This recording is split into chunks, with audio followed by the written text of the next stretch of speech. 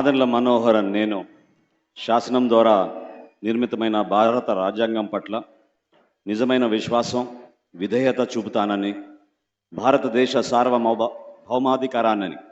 సమగ్రతను కాపాడుతానని, ఆంధ్రప్రదేశ్ రాష్ట్ర మంత్రిగా నా కర్తవ్యాలను శ్రద్ధతో అంతఃకరణ శుద్ధితో నిర్వహిస్తానని, భయం కానీ పక్షపాతం కానీ రాగద్వేషాలు కానీ లేకుండా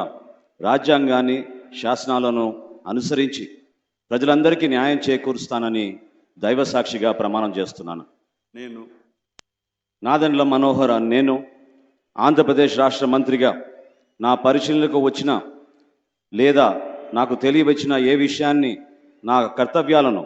సక్రమంగా నిర్వహించేందుకు అవసరమైన మేరకు తప్ప ప్రత్యక్షంగా కానీ పరోక్షంగా కానీ ఏ వ్యక్తికి లేదా వ్యక్తులకు తెలియపరచనని లేదా వెల్లడించనని దైవ సాక్షిగా ప్రమాణం చేస్తున్నాను.